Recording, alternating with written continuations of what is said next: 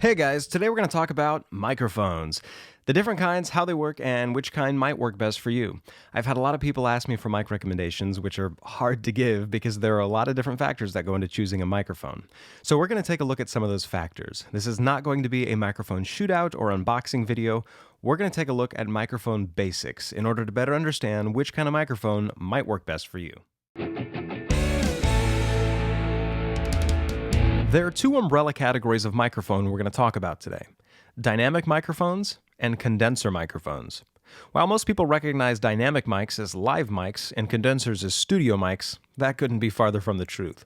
Some of the greatest albums in history use dynamic mics to record vocals, and some of the biggest arena tours in the world utilize handheld condensers. So what's the difference? It comes down to power and sensitivity. All microphones have a small disc-shaped membrane called a diaphragm. The interaction of sound waves with the diaphragm produces an electrical current in one of two ways. A dynamic microphone is passive and uses a coil attached to the diaphragm and a magnet to produce a weak electrical signal when incoming sound waves cause the diaphragm to vibrate. Dynamic microphones are less sensitive, able to withstand extremely loud sounds, require more amplification, but are less prone to feedback, which is, of course, why they're so popular in live music settings. Condensers, on the other hand, use an electrically charged, metal-coated diaphragm and backplate to form an electromagnetic field.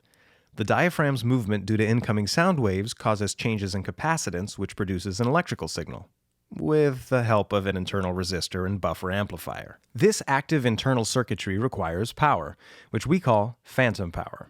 Phantom power is typically 48 volts of DC power that's sent to the microphone from the mixing console or audio interface through the connecting microphone cable.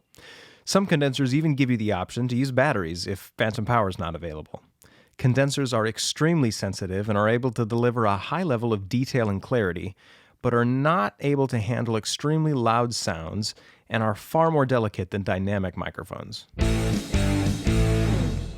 Dynamic microphones like this SM7B that I'm using are great for recording in acoustically untreated rooms or noisy environments. Their low sensitivity means that they'll pick up less background noise and room ambience, but also a little less detail. They're extremely helpful if you're recording a podcast, voiceover, or YouTube video and don't have a treated room.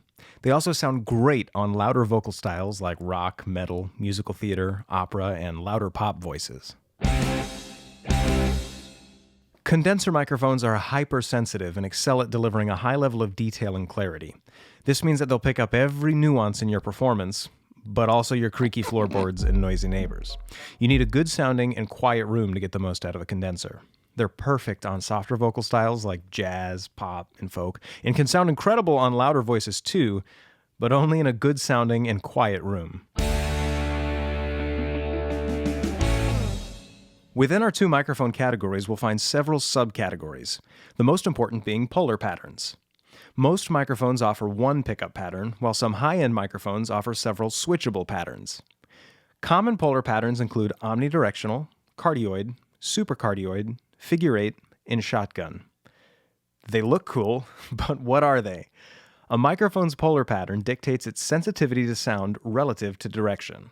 In other words, it decides if the microphone can hear sound from all sides or if it only picks up sound in certain directions. Omnidirectional mics pick up sound equally from all sides. Figure eight mics pick up sound equally from two sides. And shotgun mics pick up a narrow band on one side. Kind of. The most common polar pattern is, of course, cardioid, which is sensitive to audio in one direction. Most single-pattern vocal mics are cardioid, meaning they only pick up audio from the front and reject sound coming from the back of the microphone. Every polar pattern has its uses, but if you can only have one microphone, it should be one with a cardioid pickup pattern. Alright, it all makes sense in theory, but what does that sound like? Let's take a listen to a Shure SM58 when I sing into it from different directions. An SM58 is a dynamic cardioid microphone, so it should reject most of the sound from the back and some from the sides. I've got a gal and you've got none, little Liza Jane. I've got a gal and you've got none, little Liza Jane. Oh, little Liza Jane. Oh, little Liza Jane. Now you can see why microphone placement is so important. A handheld like that is considered an end address microphone, whereas most large diaphragm condensers are side address mics. Make sure you know which kind you're using. There's nothing worse than seeing someone sing into the wrong side of a microphone.